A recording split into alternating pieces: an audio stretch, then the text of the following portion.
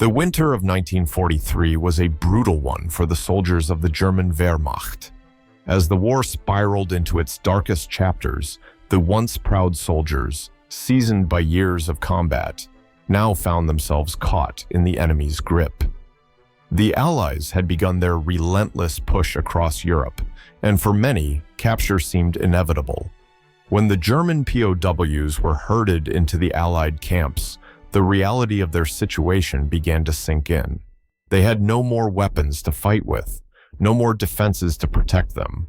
All that lay before them was an uncertain, brutal future. The camps were suffocating, both physically and emotionally. Prisoners stumbled into these grim spaces, shackled and broken, their faces gaunt from hunger and exposure. As they were forced to march for miles to their new prison homes, each step was one of resignation. The cold wind cut through their uniforms, but it was the weight of their thoughts, their terror, that chilled them the most. These soldiers, who had once been the embodiment of national pride, now faced a far more immediate and terrifying battle, the battle for survival. The conditions were beyond cruel. The barracks were overcrowded, filled with the stench of sweat and fear. The food, meager at best, was little more than a reminder of the hardship they endured. For many, the hope of surviving through the coming days seemed almost impossible. As weeks turned into months, the reality of their mortality became all too clear. Many of the prisoners, sick from disease, starved from hunger, and beaten by their captors, began to feel that death was the only way out. In these first moments of captivity, the prisoners of war lived with the constant expectation of death. Their minds began to shut down, the struggle to survive feeling futile in the face of such overwhelming adversity. For the first time, many of these soldiers felt truly vulnerable, stripped of everything they had once known. It was a time of unimaginable despair. But in the heart of this suffering, something remarkable was about to happen. If you value stories like this, don't forget to like and subscribe.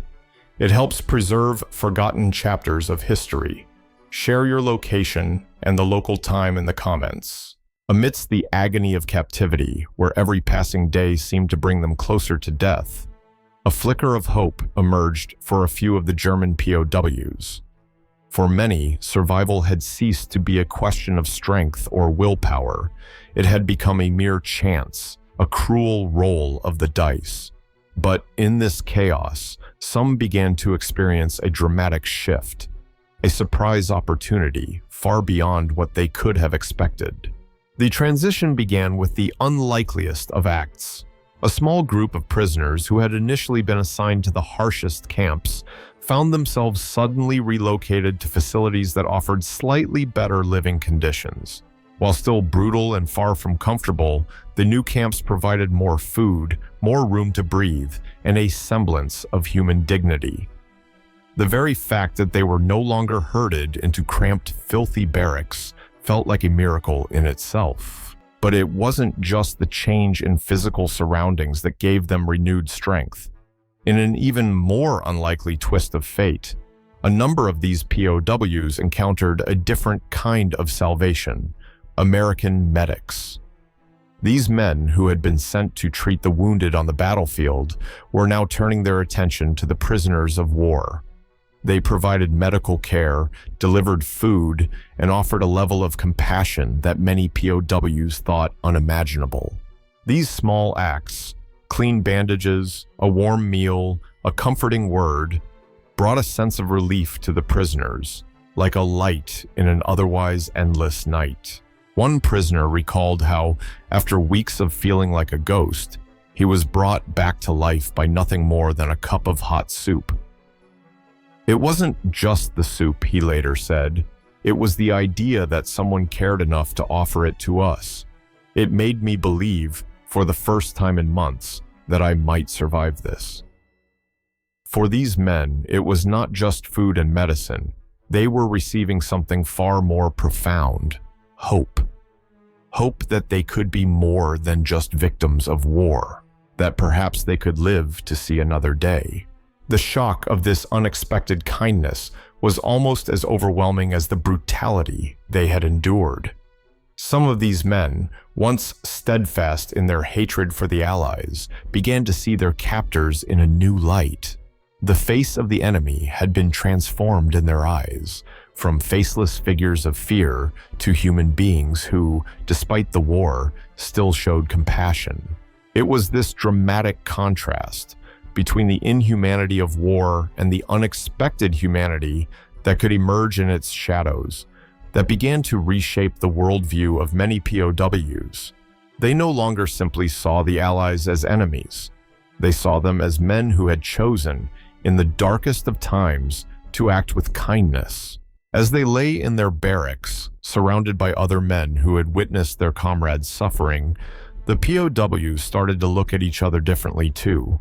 The shared experience of survival became a bond, a source of strength that allowed them to endure the hardships together. It was clear that something remarkable was beginning to stir within the hearts of the prisoners, a recognition that, despite everything, they were not alone. And for the first time, a few of them allowed themselves to believe. Perhaps, just perhaps, survival was within their grasp. The transformation of these prisoners wasn't just limited to their physical conditions. It extended into their very perception of the world around them. Despite the suffering, a deeper, unspoken connection began to develop between the prisoners and their American captors. This wasn't just about the relief provided by food or medical care. It was about the raw, unexpected humanity that began to surface in the most unlikely of circumstances. As the days passed, the POWs began to engage with their captors in ways they never imagined possible. There were no grand gestures, no speeches of reconciliation, just simple, quiet exchanges. Prisoners would offer thanks in broken English, and American soldiers, in return, would nod with an understanding that transcended the language barrier. Sometimes, the exchange was as simple as sharing a laugh over a piece of bread or a shared cigarette. The war that had once defined the lines between enemy and ally was, in these small moments, beginning to feel distant, as if it could never truly capture the complexity of what was unfolding in the hearts of these men. A German soldier, once fiercely loyal to his country, found himself helping an American medic carry a wounded comrade to a makeshift infirmary. He later recalled, "I never thought I would help an American soldier. But in that moment, we weren't soldiers anymore. We were just men trying to survive." That one action, so simple and unremarkable in the grand scheme of the war, shifted something profound within him. He wasn't just surviving anymore. He was seeing the humanity in his captors, something that had seemed impossible when the war began. For the Americans, the POWs were more than just prisoners. They were people with lives and stories of their own. Despite the ongoing conflict, many of the American soldiers found themselves developing a deep sense of empathy for their captives. One soldier, stationed at a camp in Belgium, recalled how he spent hours teaching a German prisoner to write in English. "At first I didn't want to help them," the soldier admitted, "but after a while it didn't feel right to ignore them anymore. We were all in this together, in one way or another." In these quiet moments of exchange, something unexpected happened. Resentment faded, and in its place, a fragile bond of trust began to form. The camp, once a place of raw fear and cruelty, became a site of small acts of mercy that stitched together a fragile sense of humanity amidst the brutality of war. As the prisoners began to feel more human again, they started to speak of the world they left behind. Their conversations, once filled with bitterness and fear, gradually turned toward dreams. Dreams of home, of family, of a life beyond the barbed wire. They spoke of simple joys, of the warmth of a mother's hug or the laughter of children. In these stories, they discover something powerful, that hope, even in the darkest of times, could endure. It was here, amidst the horrors of war, that these men began to understand something profound. Survival wasn't just about escaping the physical conditions of the camp. It was about reclaiming their dignity, their humanity, and their connection to each other. And in this, they found a strength that had nothing to do with the war itself. As the POWs adjusted to their new reality, still grappling with the overwhelming challenges of captivity, something more profound began to unfold within them. The harsh routines, the forced labor, the grueling marches, they all pushed these men to their limits. But it was in these very trials that they discovered an unexpected form of transformation. They were no longer simply surviving, they were becoming something more resilient, something more resourceful than they had ever been before. The daily grind of forced labor in the camps was brutal, but it forced the prisoners to confront their inner selves in ways they never had to before. With little to do but work, eat, and sleep, many of them began to focus inward. They reflected on their lives before the war, the families they left behind, and the uncertain futures ahead. In the silence of their shared struggle, the prisoners started to form an unspoken solidarity that transcended nationalities. They were no longer just German soldiers. They were simply men bound together by a shared ordeal. One POW, a young man in his 20s, described how he had once been consumed by fear and anger. "I remember being so angry, thinking about how we were abandoned by our leaders," he said. "But as time went on, I realized that it wasn't anger that would help me survive. It was patience, understanding, and a willingness to adapt." These were lessons he would carry with him long after the war ended. The brutality of forced labor itself often became a testing ground for something deeper. There was a unique sense of camaraderie that formed among the prisoners as they worked side by side. They shared more than just the physical pain of the labor. They shared the same emotional toll. A German soldier, once isolated by his rank and position, found himself learning to work alongside men from all walks of life. Some were farmers, some were teachers, and some were factory workers. Yet in that camp, they were all equal, just men trying to survive another day. In one particularly harrowing moment, the prisoners were forced to work in sub-zero temperatures, chopping wood for the camp. The bitter cold was unbearable, and many of the men were on the verge of collapse. But instead of retreating into despair, something remarkable happened. The prisoners, who had once been divided by their country of origin, now worked together, helping one another as the cold numbed their hands and feet.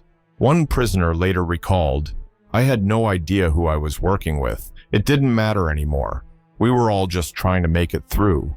And in that moment, I knew we could." In these quiet acts of cooperation, the POWs began to understand something crucial. Their survival wasn't just about physical strength. It was about emotional endurance, about finding strength in each other when all else seemed lost. What had begun as a desperate attempt to stay alive had turned into a process of self-discovery, one in which the men not only survived the external horrors of war, but also faced their own vulnerabilities and weaknesses. Their internal transformation was further accelerated by the simple gestures that began to fill their daily lives. One POW, nearing the end of his captivity, recalled how a fellow prisoner, sharing his last piece of bread, had taught him the true meaning of sacrifice. "I thought I had nothing to give, but then I realized that what mattered most was not what we had, but what we shared with each other." And as such moments, though small in the grand narrative of war, marked the rebirth of the human spirit. They discovered that survival was not just about escaping the physical threat of death. It was about reclaiming their dignity, rebuilding their sense of self, and finding the strength to press on. And so, As the days turned into months and the months into years, the prisoners slowly, almost imperceptibly, transformed. From a place of desperation, they began to build something more resilient, something that would outlast the war itself. They weren't simply fighting to survive anymore. They were discovering a new way of living, forged in the fire of adversity. By the time the war was winding down, the German prisoners of war, who had once feared for their lives, now found themselves in a strange limbo, no longer fighting for survival, but caught between the lingering shadows of the war and the possibilities of a new life. The brutality of captivity had chipped away at their bodies, but it had also fostered an unexpected transformation in their minds and hearts. These men, who had entered the camps with the grim certainty of death, now walked with a different kind of awareness, one that recognized the fragility of life and the unexpected power of human connection. What truly surprised them, however, was not just the physical survival. They had expected that. What they didn't anticipate was the way the horrors of war would fundamentally change how they viewed themselves and the world.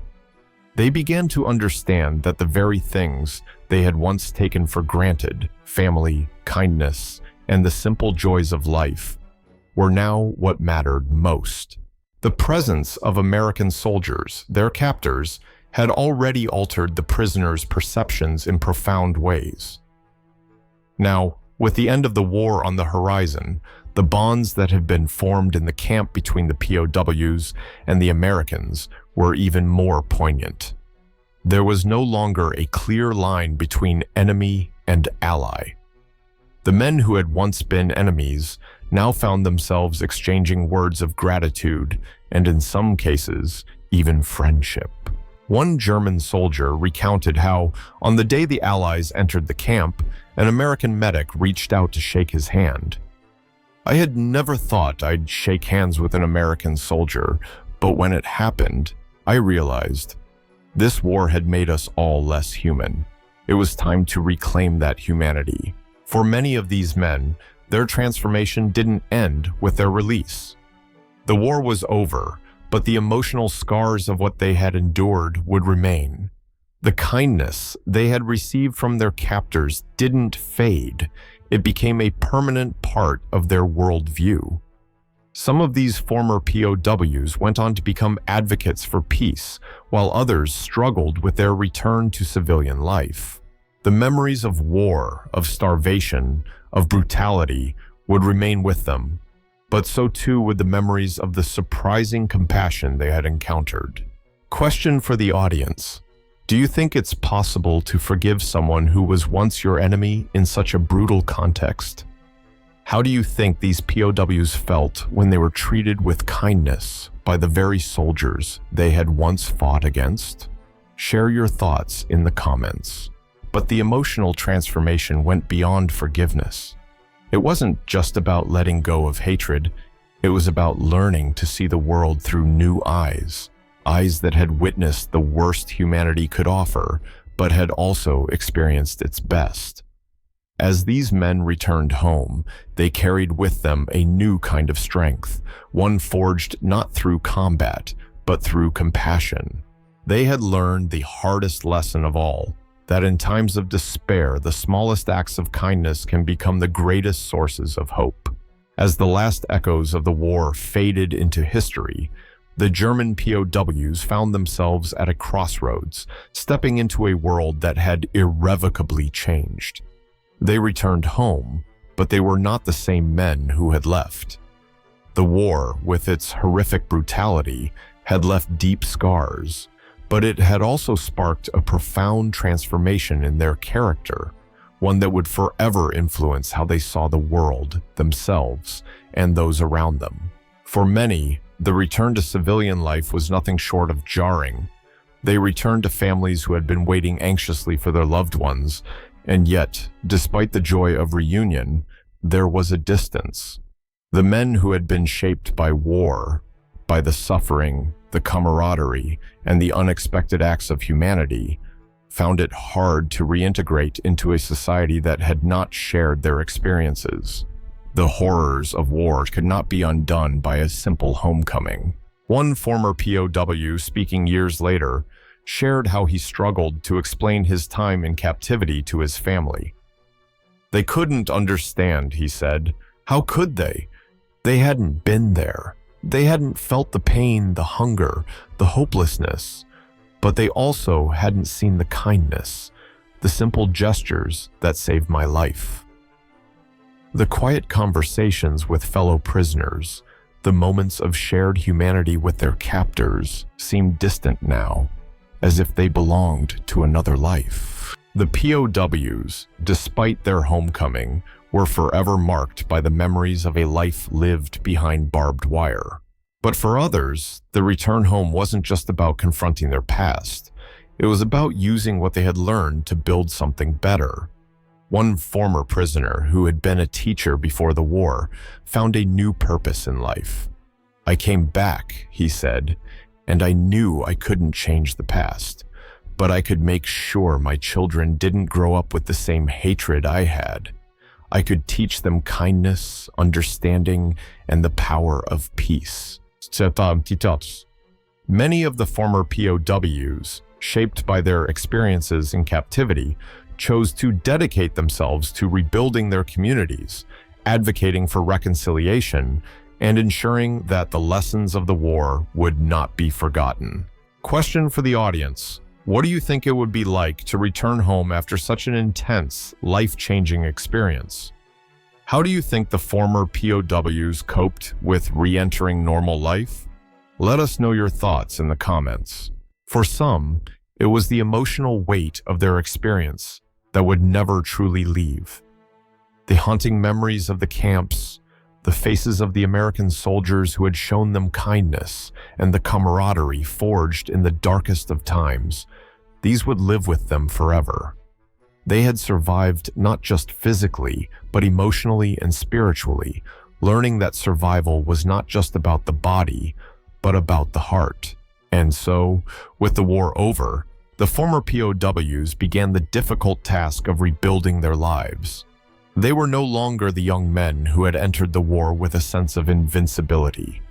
They were wiser, more humbled by the experience. They carried with them the scars of war, but they also carried the knowledge that even in the deepest suffering, there was always the possibility for redemption. In the end, it wasn't just about surviving the war. It was about using the lessons learned in captivity to transform their futures. As the years passed, the stories of the German prisoners of war who had survived the brutal conditions of Allied captivity began to fade from the public's memory. Yet the impact of their experiences lingered, rippling through their families and communities, shaping the future in ways that could not be easily measured. These men, who had entered the war as soldiers driven by duty, had left it as something more, a generation that had learned, in the harshest way possible, the profound cost of human conflict and the invaluable nature of compassion. The legacy of their transformation was not just personal, it stretched far beyond the individuals who had endured the war. Many of these former POWs went on to contribute to post-war reconciliation efforts, working tirelessly to rebuild relationships between nations, to foster peace where once there was only animosity. Some became prominent advocates for disarmament, while others shared their stories in classrooms and lecture halls, educating future generations on the horrors of war and the importance of compassion, even in its darkest hours. Their experiences also changed the way their children and grandchildren viewed the world. The lessons learned in captivity about the kindness of strangers, the strength of solidarity, and the humanity that persists even in the most dehumanizing circumstances were passed down through generations. Many of the children of these POWs grew up with a profound sense of empathy and a desire to promote peace, inspired by the stories their fathers had shared. One former prisoner, now an elderly man, recalled a moment many years after the war when he met one of the American medics who had helped him in captivity. The reunion was emotional. "You saved my life," the former POW said, his voice breaking. "You saved my life, and I've spent my whole life trying to live it in a way that honors that kindness." The American medic, now an old man himself, smiled and replied, "You don't need to honor it. You've done it by the life you've lived." This exchange was more than a reunion. It was the culmination of years of healing, of survival, and of learning what it truly meant to be human. These men, who had once seen each other as enemies, had found a way to transcend the war, to embrace something far more lasting than the bitterness of the past. They had embraced a new kind of victory, not one measured in battles won or enemies defeated, but in the capacity to live with empathy and compassion even after all they had suffered. In the end, the story of these prisoners was not one of defeat, but of rebirth. They had faced death in its most terrifying forms, and through their shared suffering, they had discovered what it meant to truly live. Their journey from despair to hope, from hatred to understanding, was a testament to the resilience of the human spirit, a reminder that, no matter the circumstances, it is always possible to find redemption even in the darkest of times.